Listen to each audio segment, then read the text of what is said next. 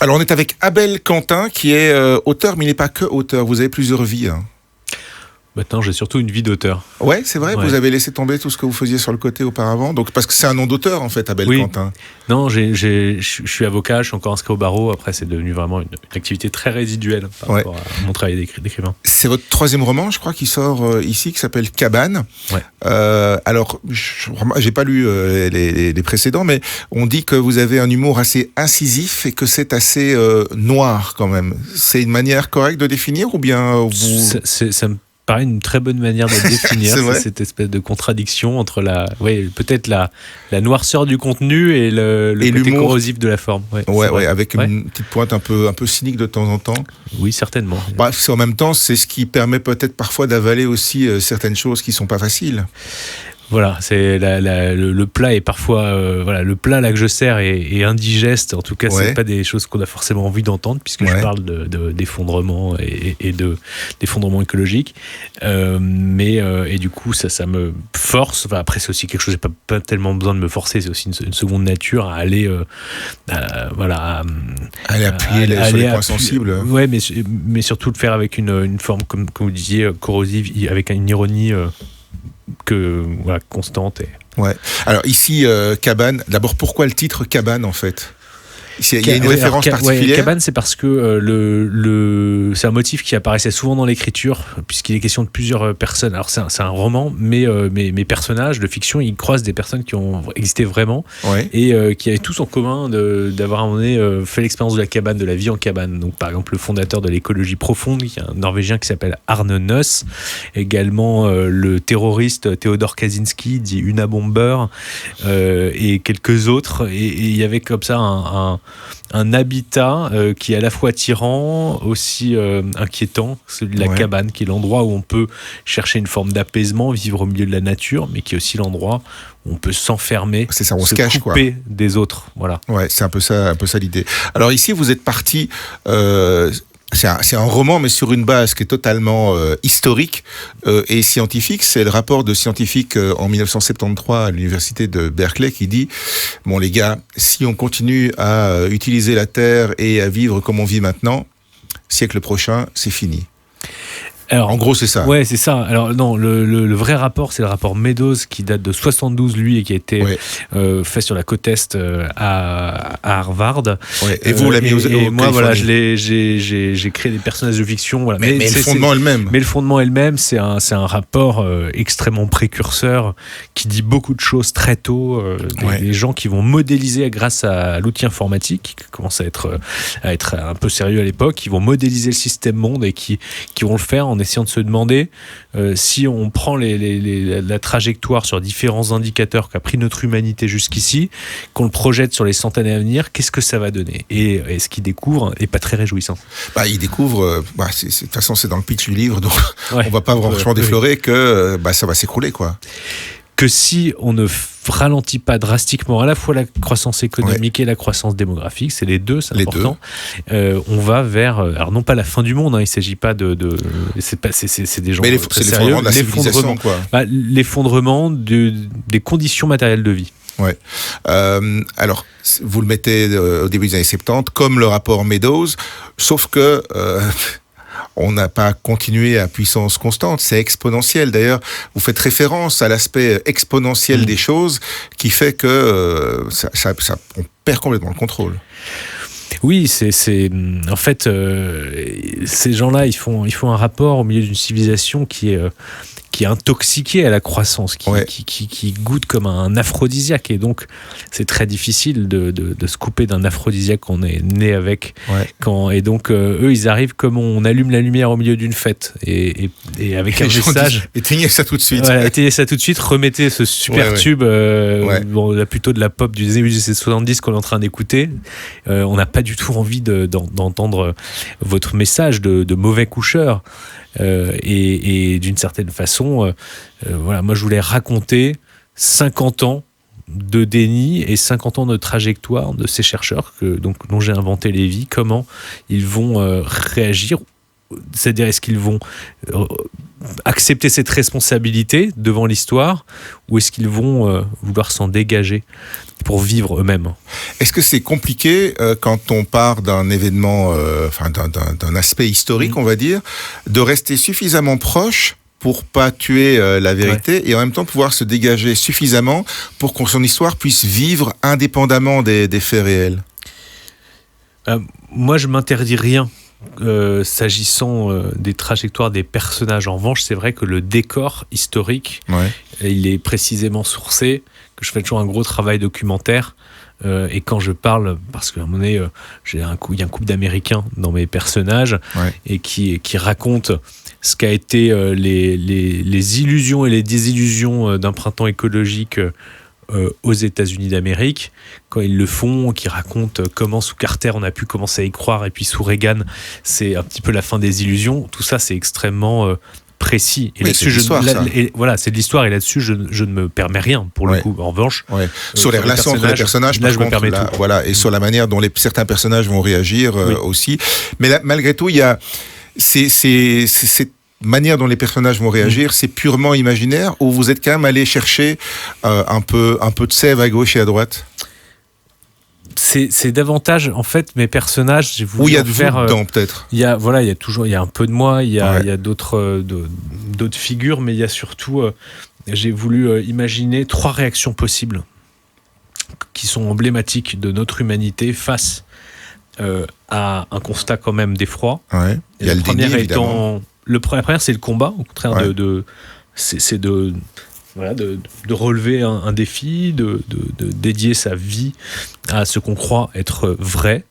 Le deuxième, c'est le déni. Ça, c'est mon personnage de Paul Quériot qui, lui, va décider c'est l'homme pressé de Morand. Il veut vivre, il veut pas. Il estime qu'il en a assez fait. Il veut jouir, il en a assez fait. Il a fait ce rapport. Il estime que c'est aux autres de s'en emparer. C'est ça. Moi, j'ai dit ce qui vous attendait, les gars. Maintenant, faites votre boulot. En fait, il a pas envie d'être l'agneau sacrificiel, quoi. Et le troisième chemin, qui serait celui de la folie, ou en tout cas d'un discours eschatologique, presque religieux sur l'effondrement, et qui est davantage mon 4e personnage qui s'appelle Johannes Gudson. Mais dans ce cas-là, quelque part entre ça et le déni, le résultat est à peu près le même. C'est vrai. Parce que dans un cas comme dans l'autre, on est prisonnier en fait. Mon livre parle d'impasse. C'est vrai que les personnages sont dans des impasses. Il y a un 4e chemin qui n'est peut-être pas incarné par des personnages dans mon livre, qui serait celui d'une action politique efficace. D'un autre côté, je ne la vois pas tellement se déployer autour de moi, donc c'est aussi difficile pour moi je ne voulais pas de façon artificielle proposer une issue optimiste quand je ne la vois pas se dessiner devant moi. Pour moi, le roman, il ne doit pas être nous bercer d'illusions un peu de frais. Justement, quand vous écrivez, quand vous décidez d'écrire sur ce thème-là, c'est quelque part, c'est un livre de combat aussi, c'est de combat personnel. J'ai mis des angoisses personnelles. Combat personnel, je ne crois pas, parce que je suis un romancier, donc moi je raconte. D'un côté, je constate dans des discussions que je peux avoir avec des lecteurs, premier lecteur, après un mois et demi après la sortie, que certains ont été touchés, sont peut-être allés chercher du côté du vrai rapport Meadows, ont commencé à lire, et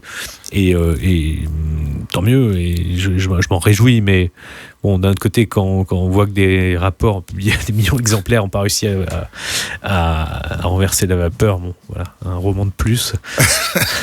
Mais avec malgré tout, il y avait une envie de dire quelque chose quand même.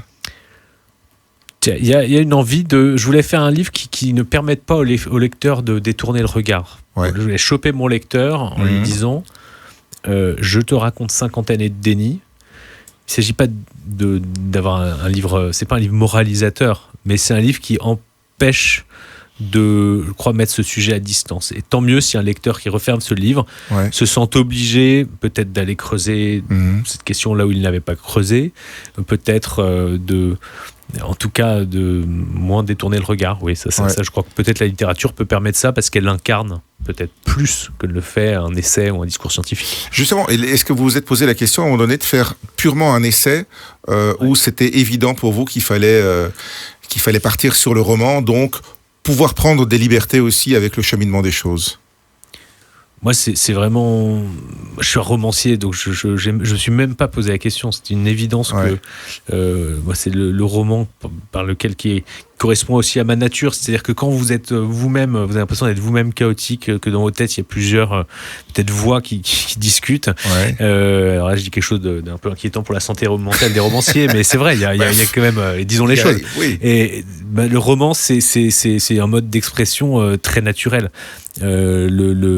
Parce que il permet comme ça de mettre dans différents personnages des choses qui sont une part de vous-même, mais qui sont parfois contradictoires, là où l'essai demande une parole cohérente de la page 1 à la dernière page, et puis une hauteur, puisqu'un essai il préconise normalement, et moi je me sens bien incapable de préconiser. Ce que je peux, c'est en revanche transmettre des angoisses qui sont pas des angoisses qui sont là pour sadiser le lecteur. C'est aussi parce que les enjeux ils sont là. Il faut la réalité elle s'occupera de nous si on s'occupe pas de la réalité. Oui, ça on a déjà quand même un peu commencé à comprendre quand même. Malgré tout, vous dites c'est un roman et vous êtes un romancier, mais il faut être dialoguiste aussi parce que les personnages ils parlent. C'est pas que de la narration. Ouais, le dialogue c'est jamais la partie la plus facile, c'est très difficile d'écrire un dialogue. Mais en même temps, c'est peut-être ce qui touche le plus le lecteur, non ? C'est quand on a l'impression que les personnages se parlent entre eux, mais qu'ils nous parlent aussi. Oui. Il y a du dialogue. J'y vais avec parcimonie parce que pour moi, un dialogue, il faut que ce soit. Voilà, j'ai beaucoup d'admiration pour les gens qui font 10 pages de dialogue. Moi, pour l'instant, je ne suis pas aventuré là-dessus. Mais c'est un roman. C'est un roman bavard. C'est un roman où les personnages parlent, s'interpellent, doutent. C'est des professions aussi de gens qui maîtrisent le discours. C'est des intellectuels, et donc il y a énormément de dialogue avec, j'espère parfois, de la comédie aussi. Mais vous maîtrisez aussi bien le discours, puisque vous avez quand même un long passé d'avocat. Là, vous êtes passé du discours oral de la plaidoirie au discours écrit, on va dire. C'est aussi un cheminement de vie. Oui, c'est vrai que c'est Ou ça s'est imposé de soi-même à un moment donné. C'est très différent parce que comme avocat, votre parole, elle est enrôlée, elle est là, elle est au service d'eux. La parole du romancier est beaucoup plus libre. Le romancier, il n'a pas besoin de convaincre, il faut qu'il montre, il faut qu'il peigne. Convaincre le lecteur quand même un peu, non ? Pas lui, non, mais le convaincre sur l'embarquer. Mais pas forcément le convaincre d'une vérité, en fait. C'est l'embarquer, il faut l'embarquer. Mais c'est vrai que c'est une passerelle entre ces deux. Bien sûr qu'un avocat, il faut aussi qu'il embarque. Dans sa plaidoirie, il est de toute façon. C'est mieux. C'est mieux pour son client, en tout cas. C'est mieux. C'était quoi le point de bascule pour vous, justement, entre ces deux métiers, entre ces deux phases de votre vie ? Il y a un événement déclencheur ? Non, parce qu'en réalité, je voulais écrire même avant de me lancer dans le droit, et donc tout a toujours été là dans un coin de ma tête comme un horizon et comme quelque chose que je voulais faire, auquel je voulais même peut-être consacrer ma vie, et simplement je m'étais pas forcément donné les moyens, le temps de finir un livre, mais c'est pas quelque chose que j'ai découvert à 30 ans, quoi.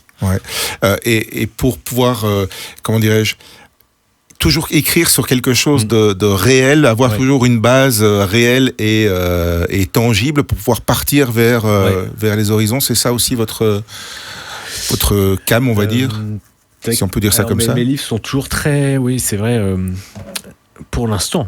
Ce ne sera pas forcément peut-être le cas plus tard, mais j'ai eu envie de m'emparer de crises contemporaines, de faire des livres qui toujours parlent soit du sujet en crise ou de la société en crise. Mais il y a aussi, je veux pas en faire un système, et je m'interdirai pas dans le futur peut-être d'explorer d'autres formes, pourquoi pas, des sujets qui ne seraient pas en crise, ce serait intéressant.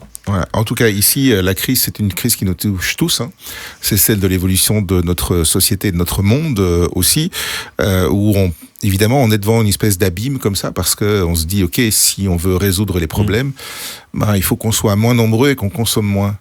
Mais moins nombreux, on fait les choix comment? C'est toute la question. Si je pouvais vous le dire, vous apporter une réponse claire, facile à l'emploi, je serais militant dans un parti politique. Moi, je suis romancier, mais c'est bien sûr la démographie, c'est un petit peu l'angle noir de cette équation écologique. On le sait, c'est le sujet tabou aussi. C'est la partie dont on ose le moins parler. C'est le sujet tabou, bien sûr, et que d'ailleurs qui est rarement mis en avant dans les discours écologiques. Mais en tout cas, le rapport Meadows, moi que j'avais lu en étant, comme je vous l'avais dit tout à l'heure, très très frappé.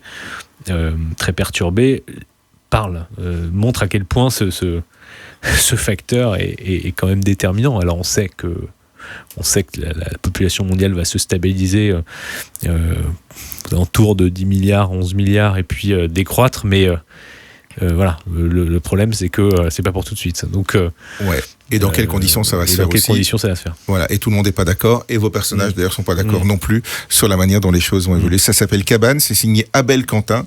Ça nous ramène donc à Berkeley en 1973, dans le département de dynamique des systèmes. Et puis après, il faut suivre l'histoire. Merci Abel Quentin. Merci à vous.